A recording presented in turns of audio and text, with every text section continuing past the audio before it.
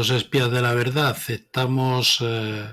estamos aquí en nuestro programa de Tu Micrófono y en nuestro primer programa. Y yo buscaba a alguien que ocupase estos 30 primeros minutos y me acordé de Óscar Carreres. Lo conocí en la reunión secreta hace ya algún tiempo y bueno, muchos lo conocéis porque ha hecho intervenciones geniales, porque yo creo que es, si me permite, Óscar, la palabra, es un tipo curioso y atractivo, ¿no? Él siempre se gana la audiencia. Así que, Óscar, este programa que nosotros creamos no tiene otro objetivo que durante 30 minutos el micrófono no sea mío, sino tuyo. Entonces, bueno, yo te iré haciendo preguntas, pero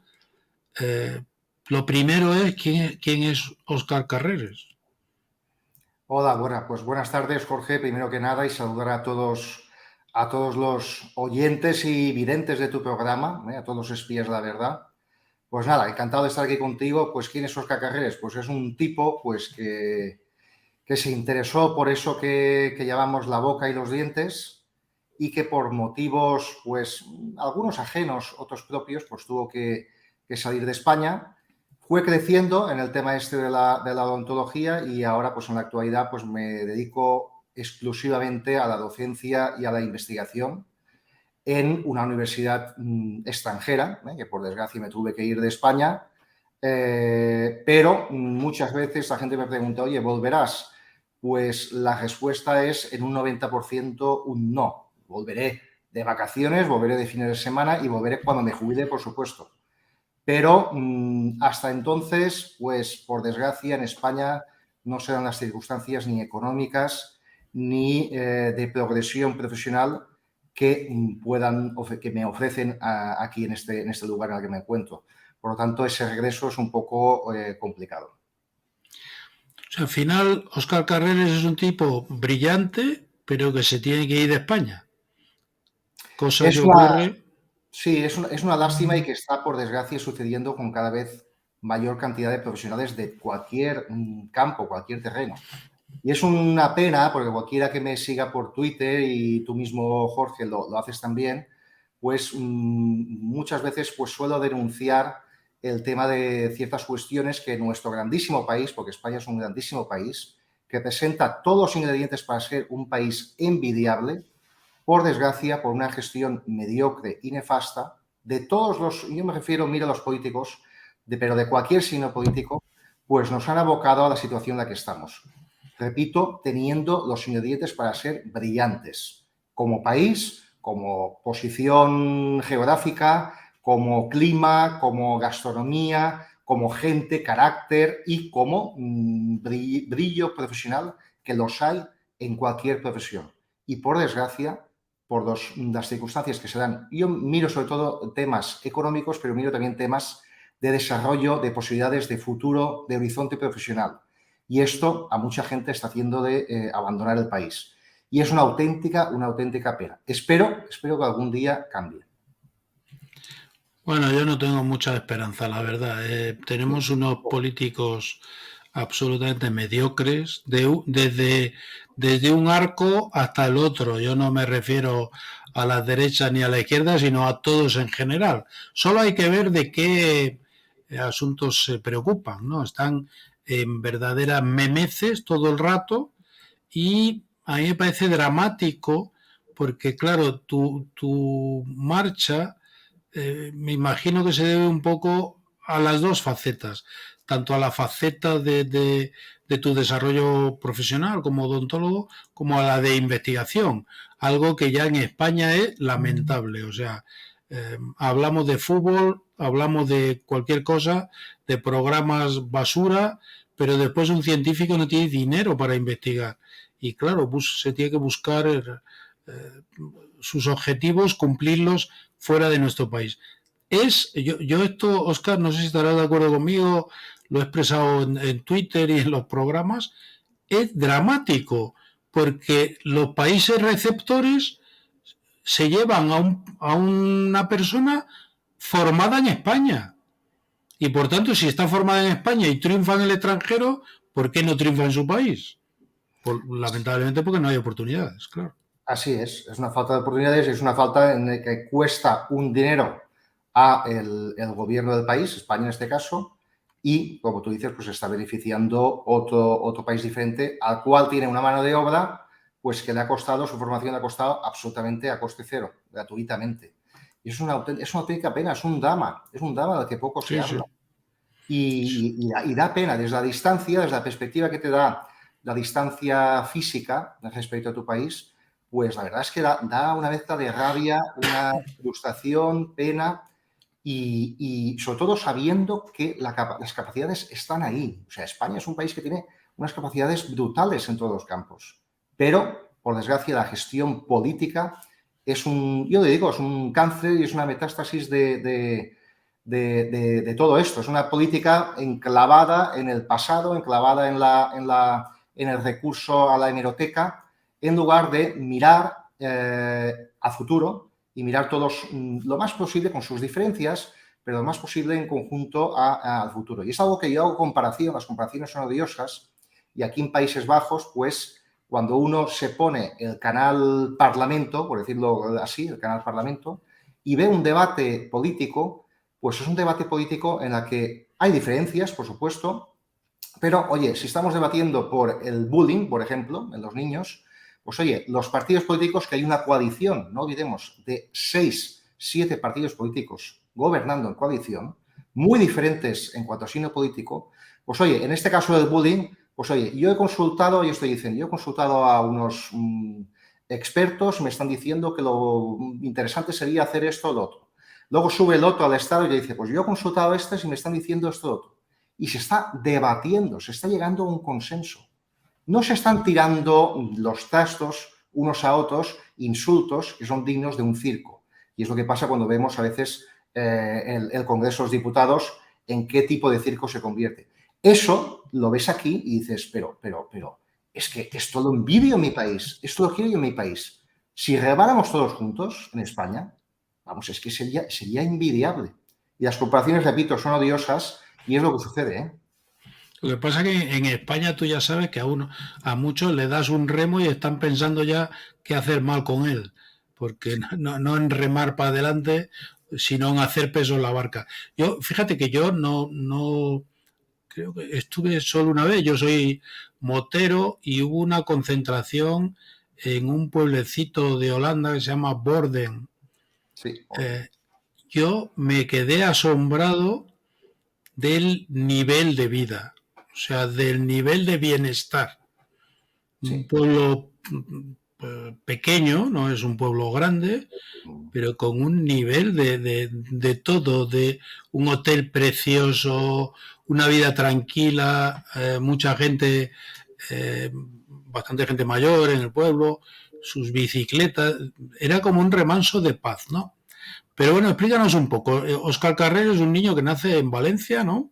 Sí, en Sueca, un pueblo muy cercano a A Valencia. Valencia. ¿Y por qué quieres ser odontólogo? ¿Eso te viene ya de mayor? Pues es muy curioso porque yo, a raíz de mi hermano pequeño, que tiene 10 años menos que yo, pues acompañaba a mi madre al ginecólogo y entonces yo quería ser ginecólogo. Yo quería ser médico y luego quería ser ginecólogo, a raíz de ver las ecografías de mi hermano pequeño. Bueno, pues cuando llegó el COU, lo que nosotros estudiamos COU, pues era el momento de tomar una decisión y por algún motivo, no sé por qué, dije, no me apetece estudiar 6 años de medicina y luego 4 o 5 años de una especialidad. Pues dije, y a mí me interesa mucho el campo médico y el campo sobre todo práctico, de habilidad manual, en el que tenga que hacer cosas con las manos. Y a partir de ahí, pues dije, oye, pues voy a interesarme. Odontología es una cosa en la que hay que estudiar 5 años, no hay que estudiar tantos años y es una cosa muy práctica.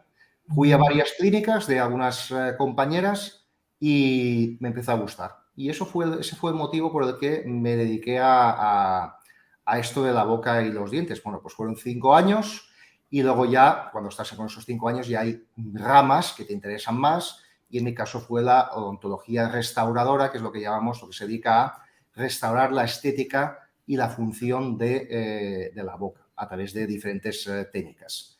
Y eso es a lo que me dedico en la actualidad, es eso, pues dirijo el departamento de odontología restauradora y me dedico a investigación sobre todo en el terreno del desarrollo de las habilidades manuales. ¿Cómo podemos hacer que un dentista, también un cirujano, un piloto de avión, cómo puede aprender una habilidad manual de una forma más rápida, más efectiva y que en el caso de que haya problemas de estrés, de ansiedad, un ictus, por ejemplo, pues que esas habilidades que se han aprendido sean lo más estables posibles y que no sean tan sensibles a la edad, por ejemplo. Antes, fuera de antena, estábamos hablando de que nos vamos haciendo mayores y que algunas capacidades disminuyen, pues la vida manual disminuye con la edad. Pues, ¿qué podemos hacer para que eso no disminuya tan acusadamente? Pues ese es mi terreno de investigación.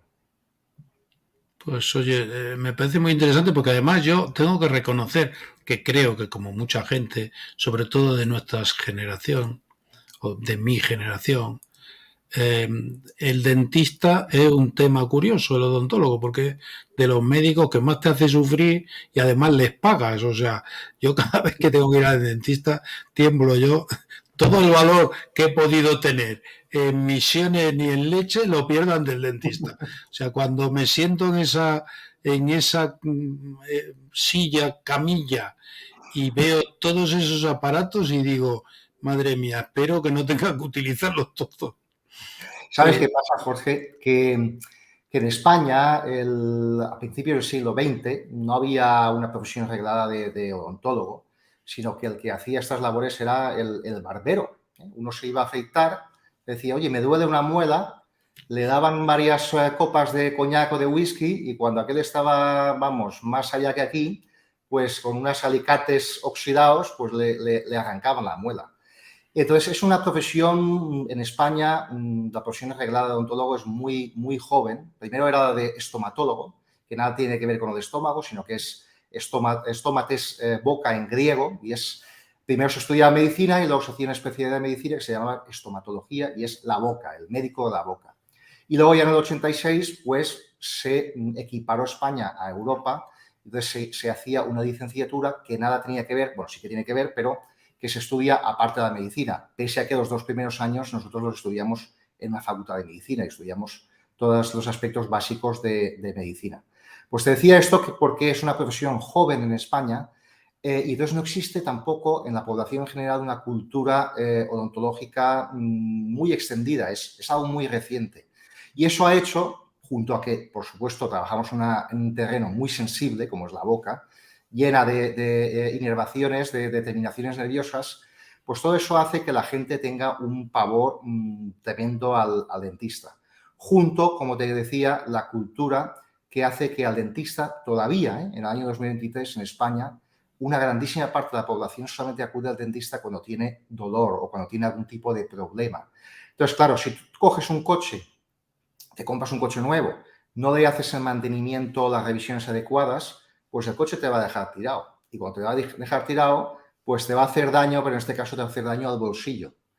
Pues en el odontólogo es lo mismo. Si una persona no acude periódicamente al odontólogo a revisiones y cuando se detecta alguna cosa es una cosa pequeña, banal, de solución rápida, sin sufrimiento y barata, pues te vas a quedar, si no acudes a esas revisiones, te vas a quedar tirado y entonces tirado significa pues problemas más gordos, problemas que, pues, pese a la anestesia, pues a lo mejor pueden costar un poquito más de sufrimiento y, por supuesto, problemas mucho más caros de resolver.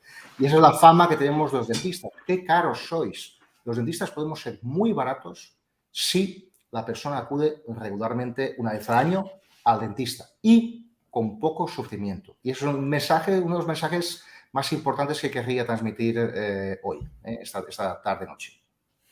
Yo también quiero, o una de mis intenciones con tu micrófono es que las profesiones de las personas que formen parte de nuestro ciclo de entrevistas, también lancen un mensaje de esperanza, ¿no? A los jóvenes que pueden elegir esta profesión, que es una profesión de futuro y creo que que es importante en un mundo en el que vivimos con bastante gente, digamos, un poco descentrada. Es importante que tengamos luces que marquen un horizonte más que puede ser bueno, ¿no? Como en tu caso. Al final tú eres un gran profesional, pero estás fuera.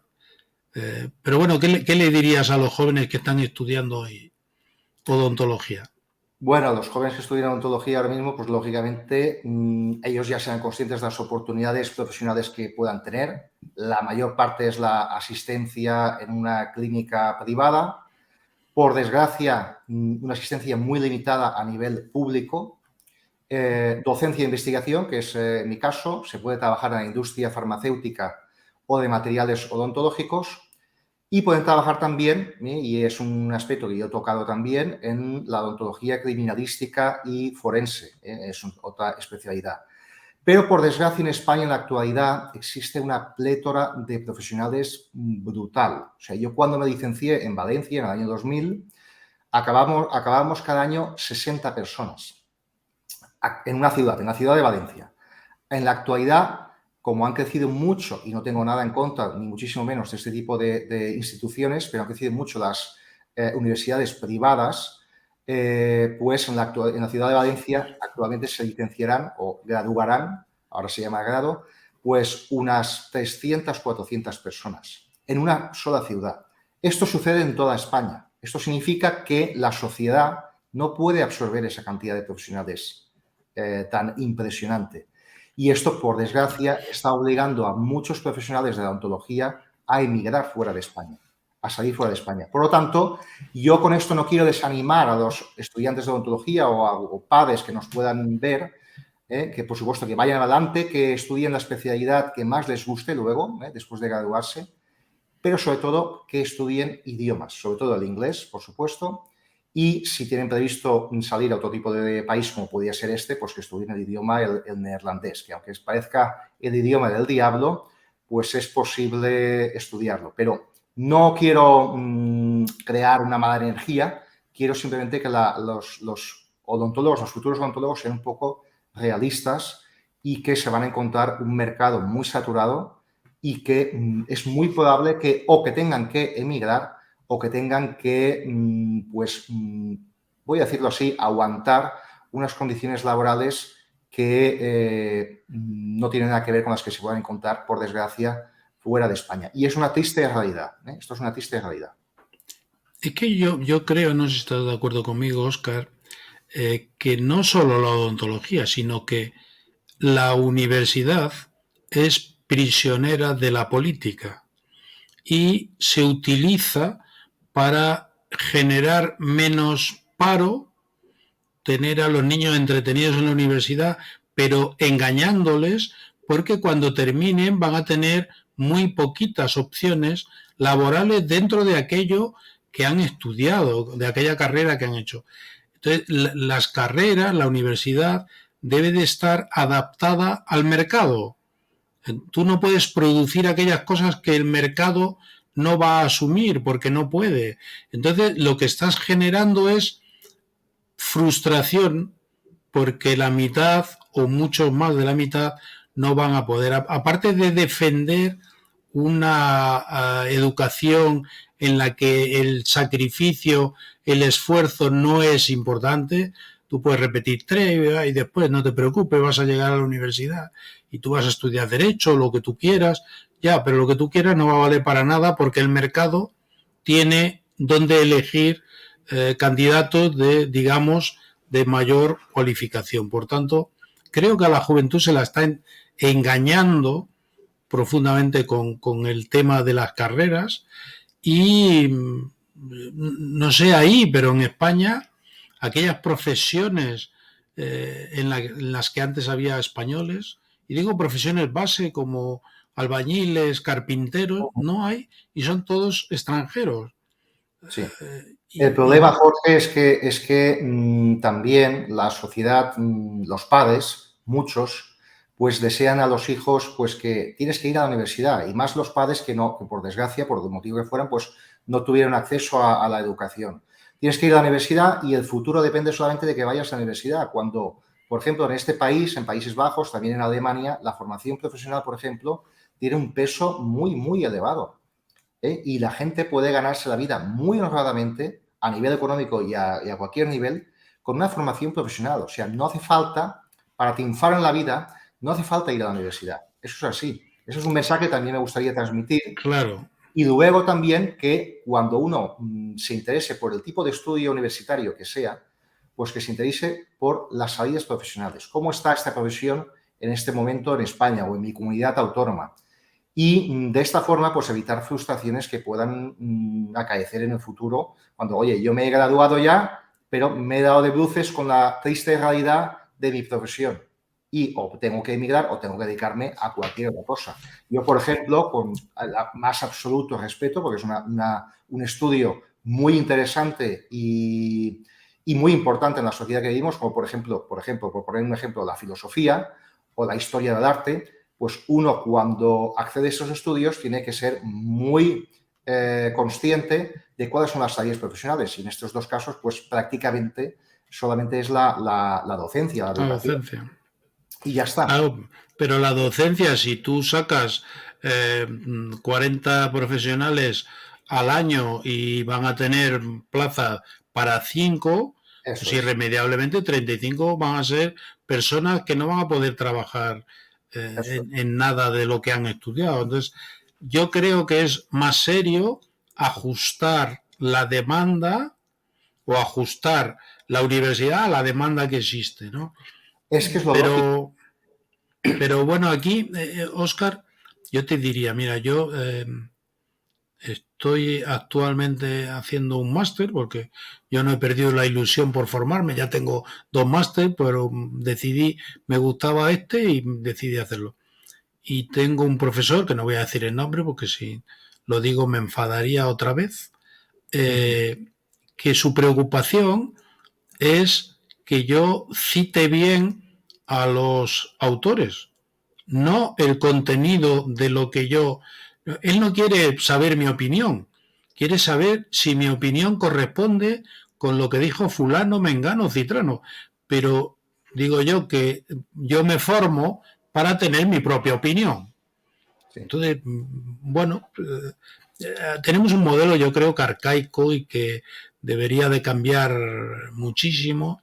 Totalmente, Jorge. El modelo, yo soy muy crítico aquí también, ¿eh? El modelo educativo en España en general es tan arcaico que todavía en la mayor parte de facultades de España se imparte la clásica clase magistral en la que el profesor se pone a hablar, a mirar, bueno, yo uso la palabra diapositivas, ahora son o PowerPoints o tal, a leerlas, a explicar, los estudiantes como locos tomando apuntes. Tomando Luego nota. se los estudian un par de días antes del examen, lo vomitan todo y luego al cabo de 2 o 3 semanas se han olvidado ya del 80%.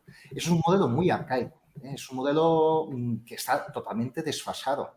Y por desgracia se sigue utilizando mucho, ¿eh? Aquí nosotros utilizamos un modelo basado, aparte de que nosotros, pues lógicamente un futuro odontólogo tiene que desarrollar habilidades manuales y tiene que ensayar distintas técnicas, pero nosotros utilizamos, por ejemplo, simuladores muy importantes, que en la reunión secreta, quien lo haya visto alguna de esas intervenciones, pues habrá visto estos simuladores. Esto es un arma educativa importantísima, pero a nivel teórico nosotros no hacemos las clásicas clases magistrales, sino que de forma digital aportamos toda bibliografía, incluso material educativo. Los estudiantes se lo estudian en casa. Oye, el miércoles de la semana que viene la clase irá sobre esto, sobre esto, sobre esto. Esta es la bibliografía y este es mi contenido que yo os aporto.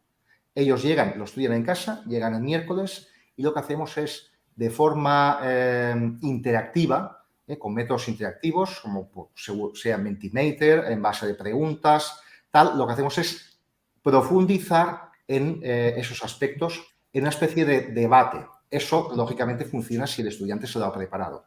Nuestra experiencia ha sido muy, muy positiva y la experiencia y también la investigación en el área pedagógica también nos dice que los estudiantes que aprenden de esa forma aprenden mejor, más rápido y lo que aprenden lo mantienen durante muchísimo más tiempo. y no es esa cuestión de vomitar el contenido que yo me he empollado o me he repetido y que luego se me va a olvidar. Pues estas Así cosas es. las comentas, yo los comento con algunos compañeros universitarios, docentes en España, y por desgracia todavía son muy reacios a cambiar ese modelo educativo. Y es una auténtica pena, porque es algo que está dando resultado en muchísimos países. Yo antes nombraste la criminalística odontológica y bueno, es inevitable que te pregunte porque tú formaste parte del equipo de investigación del vuelo de Malaysian Airlines, que mis queridos amigos rusos también vomitaban que había sido derribado por los ucranianos, pero al final había sido derribado por ellos y las investigaciones han demostrado que esto es así. Me imagino que la práctica odontológica es muy importante en el reconocimiento de los cuerpos, ¿no? Sí, eso es, así es. Sí. Por ejemplo, en este caso, ya que lo comentabas, Jorge, en el caso de MH17, pues lógicamente cuando hay un proyectil, un missile book, en este caso, que impacta cerca del avión, lo derriba, aparte de la deflagración que pueda producir en ese momento, lo derriba y cae, pues lógicamente la gente puede imaginar que los cuerpos pues no van a estar en muy buen estado. Y esto puede afectar a la identificación de esa gente, en este caso 298 personas.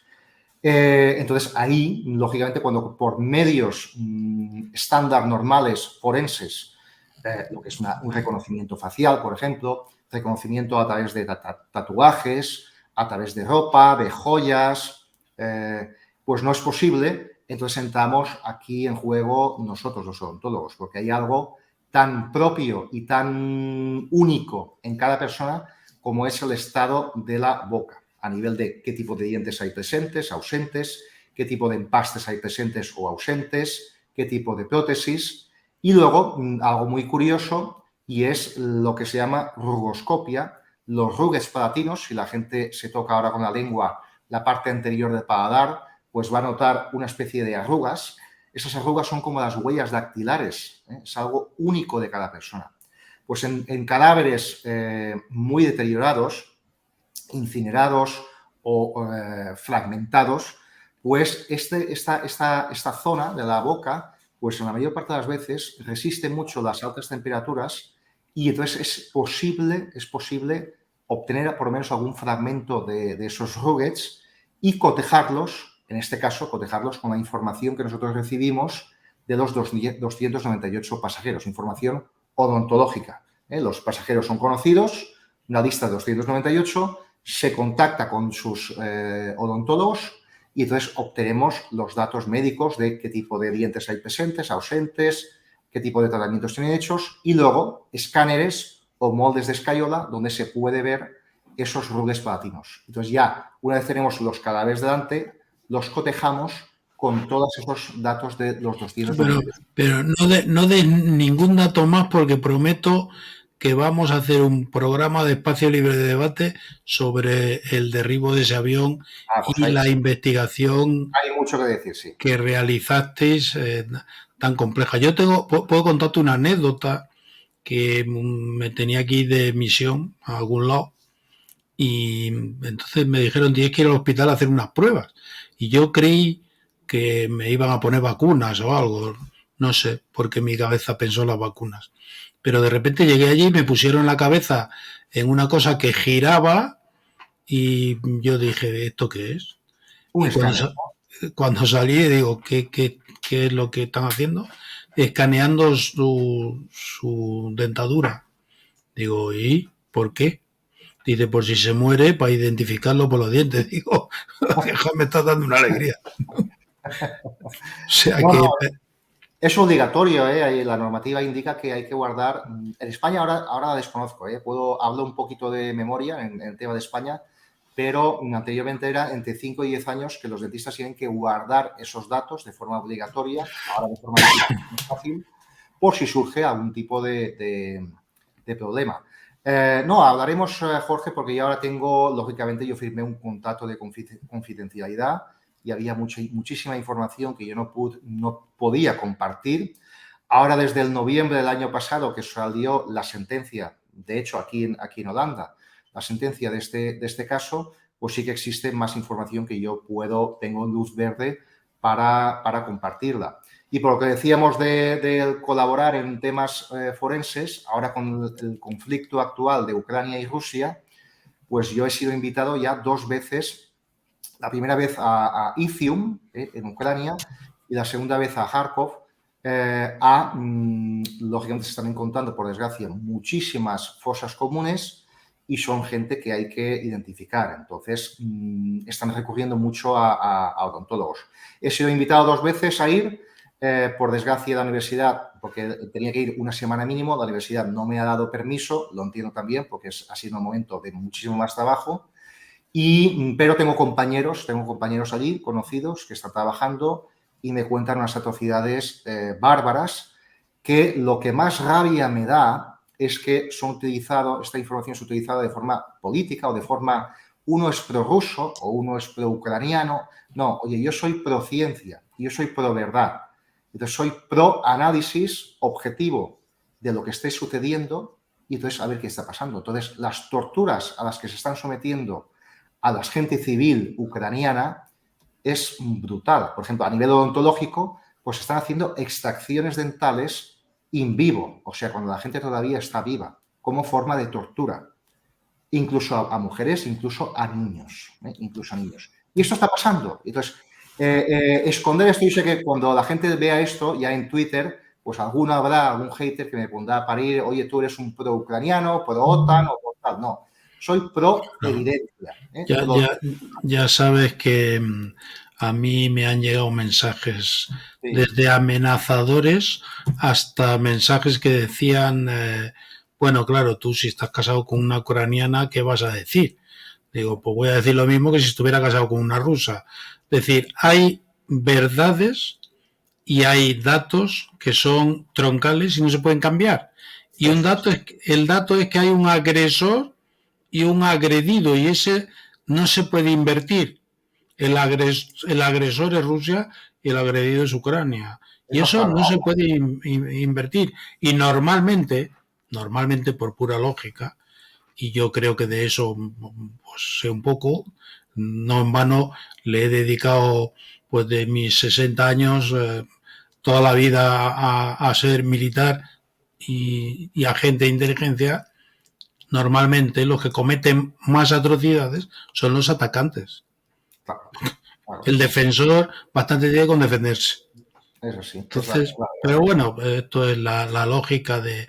Mira, yo he hecho un programa, un trabajo para la universidad muy interesante en el que he cotejado, pues creo que 8, 10, 15 tweets que todos recibimos y que todos eran información falsa.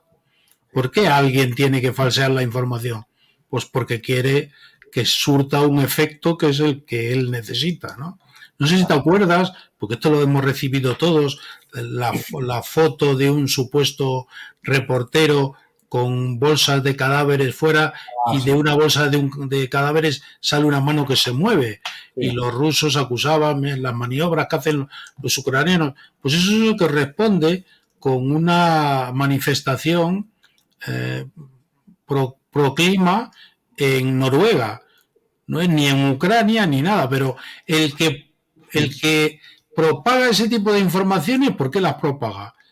Pues porque probablemente quiere tapar todo este tipo de atrocidades que acabarán saliendo, ¿no? Yo creo que lo mejor que puede ocurrir es que se termine, que cada uno vaya a su terreno, o sea, los rusos se vayan para Rusia y que después podríamos hablar de este tema muchísimo. Bueno, yo me imagino, para terminar, que hay cosas que sí echas de menos y no quiero decir ahora que en estas fechas pues hay algo que los valencianos en Holanda no hay de esto. No, fallas no hay aquí, ¿no? En Holanda no hay fallas, ni la comida, las fallas, bueno, me imagino que... Ni paellas, ni paella, ni nada de eso, me imagino que se echará mucho de menos.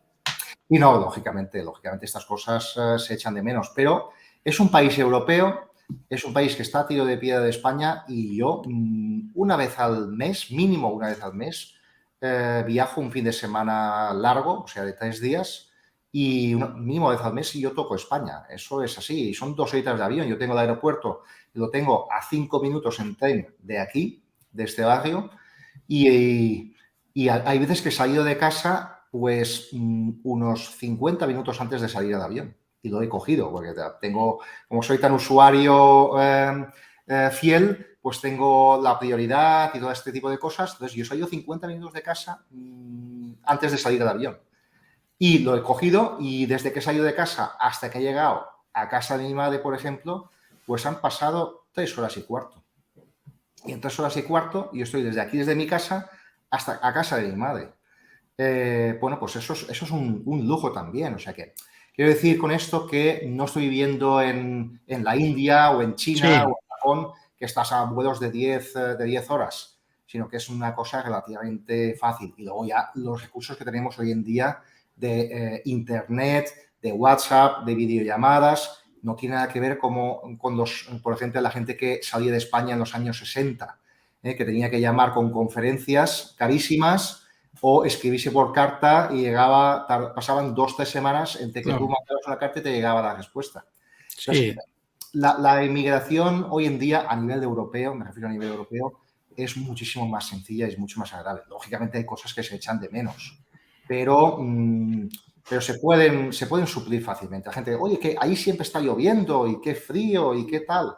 Oye, pues sí, hay menos días de sol que en España, por supuesto, eso no vamos a poder comparar. Pero como tú decías, Jorge, antes, hay otras cosas que te compensan, como es por evidentemente. calidad de vida que te compensan absolutamente. Y luego ya, oye, que tienes morriña, y utilizo una palabra muy gallega, que tienes morriña, Jorge, oye, me cojo un avión y me voy a España y estoy en nada. Y lo hago.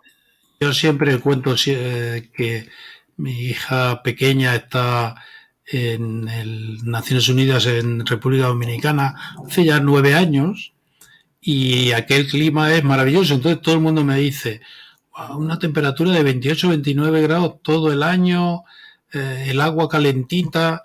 Digo, sí, y a eso suma mosquitos como helicópteros. Todo tiene su parte buena y su parte mala. Sí, como todo en la vida, hay partes positivas y hay partes negativas. Yo sí, Jorge, si me permites, quería hacer una reivindicación, una denuncia de reivindicación al tema odontológico, que es mi campo en España, y es el uso político que se ha hecho de la asistencia sanitaria pública. O sea, la gente está tan bien hecho que la gente cree que en España a los odontólogos no nos interesa que la odontología entre en la seguridad social. Es que así se acabaría el negocio, es así. Al contrario, nos interesa y parte hay varios modelos que se aplican en Inglaterra y en otros países europeos que funcionan y el profesional puede ganar dinero pues muy, muy, muy bien. Entonces, los políticos de todos los signos políticos, desde que yo acabé en el año 2000, me licencié en el año 2000, han estado diciendo que sanidad, la atención odontológica entrará gratuitamente en la seguridad social. Bueno, estamos en el año 2023, han pasado 23 años, han pasado gobiernos de todos los signos políticos y en ninguno de ellos entra la asistencia odontológica. Y no es ningún capricho, lógicamente, un blanqueamiento, hacerse los dientes blancos, este tipo de cosas, pues entiendo que no entren. Pero que una persona tenga que hacerse varios empastes o que tenga un dolor de muelas y se pueda reparar, pues oye, no le extraigas la muela, que es lo que se hace en la seguridad social en la actualidad, simplemente sacar la muela, sino que, oye, repara esa muela y con eso estás haciendo que la gente tenga una mejor salud oral y cada vez hay más evidencia de que con una buena salud oral se previenen muchos problemas sistémicos, como por ejemplo el Alzheimer. La gente que sea guardiana, que te vea aquí, que sea espía de la verdad y sea guardiana también, pues recordará alguna intervención mía en la reunión secreta hablando del Alzheimer, además de la relación del Alzheimer con... Y el Alzheimer o incluso la depresión, pues, y algunos tipos de cánceres. O sea, hay una evidencia grandísima. Entonces, claro, un gobierno, pues oye, si quiere ahorrar dinero, quiere que su gente tenga una salud oral buena y por ende una salud general buena.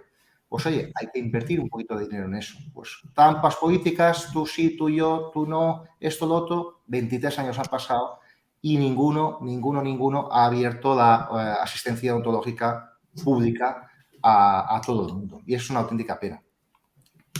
Pues sí, y además, bueno, es una más de las cosas lamentables que tenemos aquí últimamente con...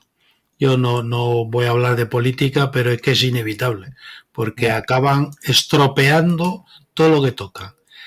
Pero bueno, oye, don Óscar Carreres, es un placer, desde luego, escucharte, es un placer contar contigo y prometo que en ELD vamos a hacer un programa sobre ese avión y sobre la investigación. Y, por supuesto, para hablar también de la profesión, una profesión que aporta tantas cosas a nuestra sociedad, aunque a mí sigo diciendo que cada vez que me siento en esa silla me entran los 7 males.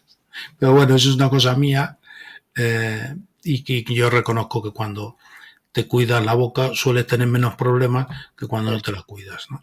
Ese es un mensaje que a todo el mundo le mandaría. Una vez al año no lo hacemos, no lo decimos por sacar dinero. Si nos interesa el dinero, lo que nos interesa es que la gente no venga y venga cuando tenga un problema grande, porque así ganaríamos mucho más dinero. Pero si lo decimos es porque nos interesa ganar dinero, por supuesto, pero nos interesa la salud de la gente, que para eso trabajamos. Pues nada, don Óscar Carreres, encantado de que nos haya cedido esta parte de tu tiempo. El placer es mío. Espero llamarte para otro programa y contar con tus profundos conocimientos. Estaré encantadísimo, Jorge. Un gusto haber pasado este rato con todos vosotros. Un fuerte abrazo. Y ahora espero que nuestro director me haga la señal de que hemos terminado.